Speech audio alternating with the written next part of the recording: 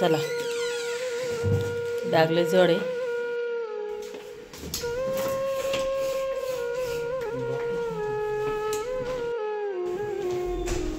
खाली खाली वाटतं एकदम रूम मध्ये, घरात एकदम. बघा पुढे काय करणार आहे साहिलचं काय, तर साहिलचं ना ॲक्च्युली तो आता 4-5 दिवस. हॅलो, शुभ सकाळ. तर हे बघा आता वाजले आहे 7, मंडे 9 डिसेंबर. ठेवला आहे मी चहा आणि आता चालले आहे मी साहिलला सोडवायला. हॅलो, शुभ सकाळ. कसे आहात तुम्ही? जय महाराष्ट्र. तर सकाळचे वाजले आहे 7 आणि मी 6 वाजता उठले. साहिल तर अगोदरच माझ्या आधी उठलेला होता. त्याला जायचे म्हटलं, त्याला फारच आनंद. साहिलला खुश आहे ना एकदम तो, पण त्याला हे नाही कळत की आपली आई दुःखी आहे. तर चला आता मी इकडे चहा ठेवला आहे आणि आता मी त्याला चालली आहे एअरपोर्टला पोहोचवायला. आणि पप्पा आणि लाडू झोपली आहेत कारण की त्यांना नाही घेऊन चालले. काय एवढ्यांचं काही काम आहे ना, परत लाडूला थंडी आहे बाहेर खूप. तर चला मग जाऊया, साहिलला पोहोच करून येऊया. चला. हा आहे साहिलचा चहा, गूळ टाकते.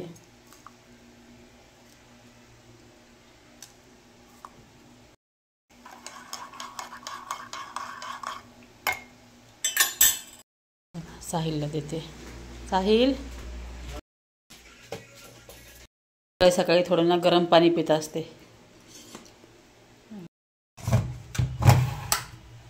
चला बॅगले जड आहे.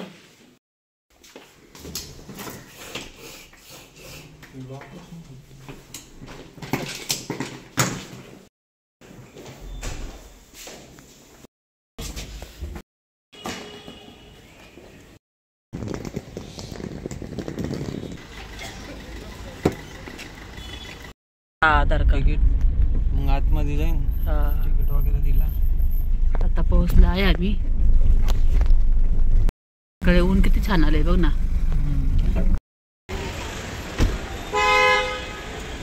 आता पोहोचला आहे एअरपोर्टला. हे इंटरनॅशनल एअरपोर्ट आहे कोलकाताचं.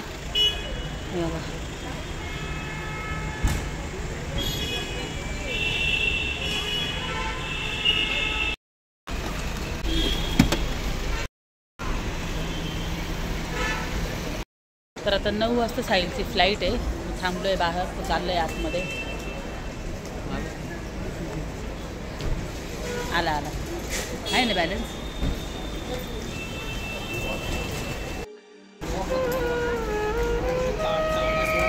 चालला साहिल आतमध्ये.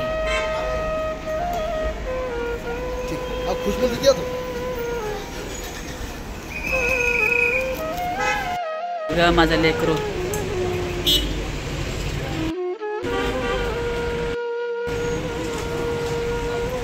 जा बर का नीट.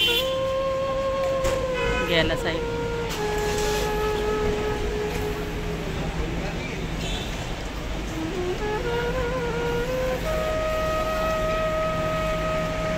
चालला बघा.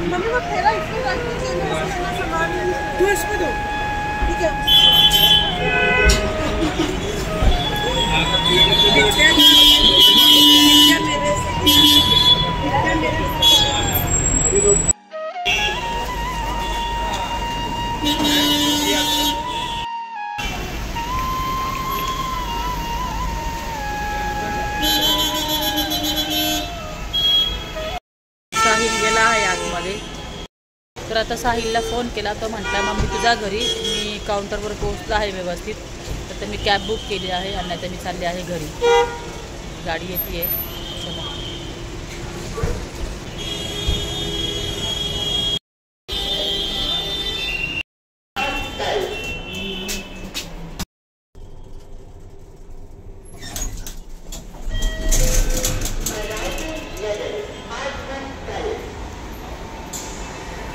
मी वरनं खाली आले आहे. वरती फक्त आहे ना ते आपल्याला कॅबवाले सोडतात आणि इकडे खाली यायला लागते. इथे आपल्याला पिकअप करतात. आता कुठे आहे माझी कॅब?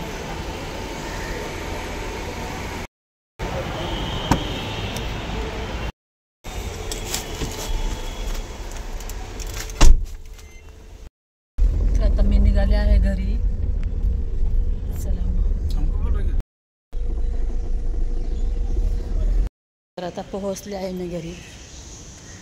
चला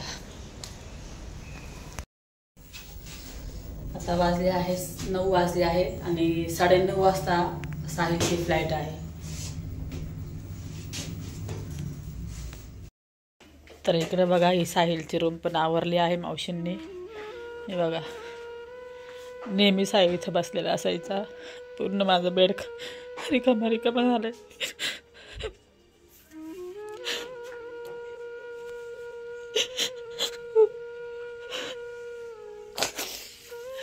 खाली खाली वाटतंय एकदम रूम मध्ये. घरात एकदम बकास वाटायला लागलं.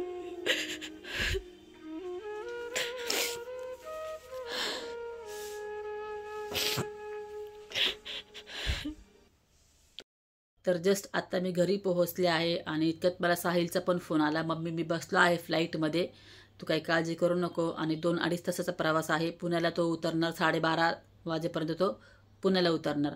तर मध्ये त्याला फ्लाईटमध्ये त्याला जेवण वगैरे पण देणार आहे. तसं तिकीटच काढलं आहे. तर त्याला म्हटलं बाहेरून काही घेऊ नको, तुला तिथे जेवायला पण भेटेल. आणि बऱ्याचशा ताईंची अशी कमेंट होते की तू साहिलचा काय विचार केला आहे, त्याला काही क्लास लाव काय. तर साहिल संग काल माझं बोलणं आलं आहे आणि माझ्या मिस्टरांनी साहिलला 1 तास बसून काल समजावलं आहे की तू आता व्यवस्थित राहा, कुणाच्या नादी लागू नको, तू किती मोठं नुकसान करून घेतलं, किती माझा पैसा गेला, सगळ्या गोष्टी त्याला समजावल्या आहे. आणि तुला माहिती आहे ना इथून मम्मी अशी अचानक कधी पण निघू नाही शकत. किती तुला स्वतःला ट्रेनचं तिकीट भेटलं नाही, किती एजंटला फोन केले तरी तिकीट भेटलं नाही साहिलला, सगळे वेटिंग. त्याच्यामुळं साहिलचं आम्हाला फ्लाईटचं तिकीट काढावं लागलं. त्याला खूप सारं समजून सांगितलं आहे. तो ऐकतो पण साहिल, असा नाही येतो. आणि बऱ्याचशा ताईंचं मला कमेंट होते की ताई पुढे काय करणार आहे, साहिलचं काय. तर साहिलचं ना ॲक्च्युली तो आता 4-5 दिवस म्हणजे माहेरीच राहील. त्याच्यानंतर त्याने त्याच्या मित्रासंग त्याचं बोलणं आलं आहे. तो म्हटला की मम्मी मी रूम बघितली आहे, मी रूमवर राहील आणि सध्या तो जॉब करणार आहे. तर जॉब बघल तो गेल्यावर, तिथं राहायला नाही जॉब भेटत ना, इथं बसून काही जॉब भेटणार नाही. जाणार तिथे चौकशी करणार, तर भेटेल त्याला जॉब. तो हुशार आहे माझा मुलगा. आणि राहिलंच पुढच्या शिक्षणाचा साहिलचा विषय, तर मी जेव्हा पुण्यात जाईन ना त्याचं शिक्षण मी पुढचं करणार आहे. कारण की साहिलला पण इच्छा आहे पुढे शिकायची. त्याचे 12वी सायन्स झाली आहे आणि तिथंच त्याचं शिक्षण स्टॉप झालं. तर मग मी पुढे त्याला शिकवणार आहे. तर बघूया, काही ना काही करूया. आणि इतक्यात मला विराजचा फोन आला की आजीची तब्येत, माझ्या आईची तब्येत थोडीशी खराब आहे आणि थंडी आहे ना, थंडीमध्ये कसं आईला त्रास होतो, वडिलांना त्रास होतो. थंडीमध्ये प्रत्येक ज्यांचे एज आहे ना त्यांना त्रास होतोच थंडीमध्ये. पण माझ्या आईला आत्ता इतका त्रास होतो आहे ना, आईला अजिबात उभं राहत नाही. आणि त्याच्यामध्ये माझी भाऊजाई 1 महिन्याला त्याच्या माहेरी गेलेली आहे. कारण की त्यांचे पण वडील आजारी होते, ते पण एक्सपायर झाले. आणि थोडं माझ्या भावाचं वागणंही धड नाही, दारू वगैरे पितो मी, तुम्हाला माहितीच माझ्या भावाचं वागणं कसं, ड्रिंक वगैरे करतो. तर हे सगळे प्रॉब्लेम माझ्या माहेरी आहे. आणि कसं आहे ना, आता त्याला म्हटलं मी तू आईला घेऊन जा हॉस्पिटलला. तर आई म्हणती मला ॲडमिट कर. मी आईला काय बोलले आत्ता की आई तू डॉक्टरकडे जा, डॉक्टरनं सांग मला इंजेक्शन दे, गोळ्या दे, औषध दे, तू 1 दिवस तरी औषध गोळ्या खा म्हटलं. कारण की अजून मला विराजची सुद्धा मी पैसे भरले नाही. विराजचे मेडिकलचं बिल, हॉस्पिटलचं बिल सगळं मला येऊन पडलेलं आहे, ते मला पेड करायचं आहे. आणि त्याच्यामध्येच लगेच आई पण आजारी पडली आहे. मला ना कसं झालं आहे ना, मला आईचं बघायचं, वडिलांचं बघायचं, भावाचं बघायचं, माहेरचं पण बघायचं, पोरांचं पण बघायचं. फार भयंकर त्रास आहे माझ्या जीवाला माहिती आहे. मी ना काही गोष्टी सांगत नाही तुम्हाला. आता बघा, आता आईला किती खर्च होतं, काय होतं, सगळं आईचं सगळं मलाच करायचं. आईला सगळं करायचं कर्तव्य कुणाचं आहे, पोराचं आहे का नाही, तिच्या मुलाचं आहे, तिच्या नवऱ्याचं आहे. पण माझ्या वडील पण इतके आजारी आहे ना, माझ्या वडिलांना अजिबात बरं नाही आहे आणि माझ्या वडील काही काम नाही करत. त्याच्यामुळे मी माझ्या वडिलांना म्हणू नाही शकत की दादा तुम्ही करा आईला, कारण ते स्वतःच आजारी आहे. वडिलांकडे होतं त्यावर वडिलांनी केलं, ते तरी किती दिवस करणार आहे. तर आता मध्यंतरी वडिलांना पण हॉस्पिटलला पाठवलं, त्यांना सगळ्या गोष्टी केल्या, त्यांना थोडंसं बरं वाटलं मध्यंतरी वडिलांना. आता परत हे आईचं आता मध्येच आलं. आईला काल आता सकाळपासून आईला उभंच राहते नाही, एवढं पायाने तिला त्रास होतोय, तिला फार आशक्त झाली आहे आई. आणि घरामध्ये तिला सगळं कामही करावं लागतात. घरात माझी भाऊजाई नाही आहे, प्रत्येकाला जेवण, दादांना ज्यूस बनवून द्यायचं आणि त्यात थंडी पण, ह्या सगळ्या गोष्टी. त्याच्यामुळे ती आजारी पडली. त्यात माझ्या भावाचं टेन्शन, भाऊ ड्रिंक वगैरे करतो माझा, तुम्हाला मी बोलले आहे. तर विराजला म्हटलं तू आईला दवाखान्यात घेऊन जा, डॉक्टर काय म्हणता बघ, इंजेक्शन वगैरे दे आणि घरी आण. आता ॲडमिट करायचा विषय घेऊ नको, तिला सांग गोळ्या खाऊन तू स्वतःला जरासं असं हे बनव म्हटलं. आणि मी किती खर्च करणार व कुणाला खर्च करणार व माझ्या माहेरचं सगळ्या गोष्टी बघायच्या, हे 2 पोरांचं बघायचं. माझा नवरा किती करेल तुम्ही सांगा बरं मला. मग मी माझ्या नवऱ्याचं ऐकून चालतो, त्याच्यात वाईट काय सांगा तुम्ही मला. तो किती जणांना पोहोचतो विचार करा. आई, भाऊ, हे 2 पोरं, विचार करा तुम्ही. एकटा माणूस एवढं सगळ्यांना पोहोचतो. आणि माझं असं नाही की मला यूट्यूबवरनं पैसे भेटत आहे आणि मी हे करते, नाही असं नाही आहे. सगळं माझा नवरा बघतो मला. आणि मागच्या महिन्यामध्ये तुम्हाला बोलले माझा पेमेंट म्हणजे $100 झाल्यावर पेमेंट भेटतो. तर माझं $100 नव्हते झाले, कारण की मागच्या महिन्यामध्ये मी व्हिडिओ फार कमी टाकले आहे, त्याच्यामुळे थोडे डॉलर पण झाले नव्हते. तर माझं असं यूट्यूबच्या भरोश्यावर काही आहे असं काही नाही, सगळे माझे मिस्टर करतात. तर फार टेन्शन आहे हो मला. मी ना काही गोष्टी सांगत नाही, एवढं सगळ्यांचं बघायचं म्हणलं ना नाही पॉसिबल होतो. फार अवघड आहे माझं लाईफ. कुणाला बघणार असं आहे. आणि आई आहे, वडील आहे, शेवटी त्यांना तरी कोण बघणार. भावाचं काम आहे त्यांना बघायचं, पण त्यांना मीच बघते. तर काय करणार आता. भाऊजाईचं म्हणणं आहे की तुमच्या भावाने सुधारावा, मी येते. बरोबर आहे तिच्या, पण तिला काय बोलायला आपल्याला जागा नाही. ती आहे तिच्या ठिकाणी, ती बरोबर आहे. माझ्या भावाने सुधारायला पाहिजे, दारू सोडायला पाहिजे, चांगलं वागायला पाहिजे. का बरं यायची, तिची बायको चांगली आहे, आपलं भाऊच धड नाही. काय बोलायचं आता. त्याला मी किती समजवते फोन करून की तू दारू सोड, व्यवस्थित कामधंदा कर, आईला बघ, वडिलांना बघ. तर शेवटी मग मलाच बघावं लागतं. हा असं वागतो म्हटल्यावर कोण बघणार आहे त्यांना. माझ्या बहिणीने लक्ष देत कोणीच, सगळं मलाच बघावं लागतं. मग मला असं वाटतं की मी माझ्या मिस्टरांचं का नको ऐकू. ते जर सगळं माझं घरदार पुरवते, माझं मिस्टर, माझं सगळं, पोरं पण, आई वडील पण, सगळंच माझे मिस्टर करतात. मग माझे मिस्टर मला म्हटले पोरीचा बर्थडे आहे, जायचं आहे. त्यांची इच्छा आहे, माझ्या मिस्टरांची पण काही इच्छा आहे. त्यांना असं वाटतं की त्यांच्या घरी जावा, त्यांच्या आईसोबत बर्थडे मनवा पोरीचा. त्यांच्या पण इच्छा आपण पुऱ्या केल्या पाहिजे ना. त्यांचा पण त्याच्यामध्ये आनंद आहे ना, त्यांच्या फॅमिली संग राहण्यामध्ये त्यांना आनंद भेटतो. जसं मला माझ्या घरी जाण्यामध्ये आनंद आहे, मला माझ्या फॅमिलीमध्ये आनंद भेटतो, तसं त्यांना पण आहे. ते फार खुश आहे माझे मिस्टर. तुम्हाला सांगते खरंच, मी घरी जायचं आहे ना, हे कपडे ते कपडे इस्त्री कर. म्हणजे त्यांना त्यांच्या आईवर फार प्रेम आहे, बहिणींवर फार प्रेम आहे. अशा सगळ्या काही गोष्टी. मला म्हणतो मज्जा येईन घरी गेल्यावर, लाड सगळ्यांसंगत. तिथे ना माझ्या नंदेची 2 मुलं आहे, एक मुलगी आणि एक मुलगा. तुम्हाला बोलले ना, ती एक मुलगी आहे, तिच्या डिलिव्हरीला मी गेले ते नंदेच्या, आणि एक मुलगा आहे नंदेला माझ्या. तर तो जो मुलगा आहे ना, तो आपल्या विराजच्या बरोबरीचा आहे. विराज येतं बाई तोंडामध्ये. आपल्या लाडूच्या बरोबरीचा माझ्या नंदेचा मुलगा आहे. आणि आता मी चालले आहे नंदेच्या घरी. माझ्या घरी जाणार नाही आहे, कारण की माझ्या घरात काही सामान नाही आहे. आणि मी तिकडे गेले का तुम्हाला माझं रिकामं घर आहे ते पण दाखवणार, आणि जे फ्लॅट आहे माझ्या मिस्टरांचे ते पण दाखवणार, आणि नंदेचं घर पण दाखवणार मी तुम्हाला. आणि सगळ्या गोष्टी मी दाखवेल तुम्हाला तिथे गेल्यावर. माझ्या बड्डेचा पण व्हिडिओ मी तुमच्यासोबत शेअर कराल.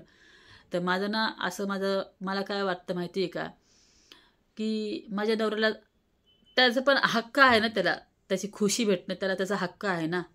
म्हणून मी पण म्हटलं साहिलला की जाऊन द्यावा साहिलला, आणि खुशीने नवऱ्यासंग जावा, आणि त्याचा आनंद त्याला साजरा करून द्यावा. त्याला लाडूचा बड्डे, त्यांना लाडूचा बड्डे त्यांच्या फॅमिलीसोबत करायचा आहे. आणि ठीक आहे, तर जाईन मी, खुशीने जाईन, राहील मी, प्रयत्न करत चांगलं राहण्याचे तिथे. तर चला मग आजचा व्हिडिओ इथे स्टॉप करते. साहिल पोहोचल्यावर तुम्हाला मी सांगेल, आणि उद्याच्या व्हिडिओमध्ये सांगेल मी साहिल पोहोचला, काय झालं काय नाही. आणि उद्याचा जो व्हिडिओ होणार आहे तो सासरी गेल्यावरच स्टॉप होईल. म्हणजे मी पूर्ण व्हिडिओ इथून निघताना, मग सासरी पोहोचल्यानंतर तो व्हिडिओ सगळा मी बनवल, तुमच्यासोबत शेअर करल. तुम्ही सगळा व्हिडिओ बघा, छान कमेंट करा. आणि चला मग, बाय बाय. झोपते मी आता, फार थकले आहे. 1-2 तास झोपते, बाकीचं आवडते, कारण की सकाळी निघायचं आहे ना आम्हाला पण. चला मग, बाय बाय.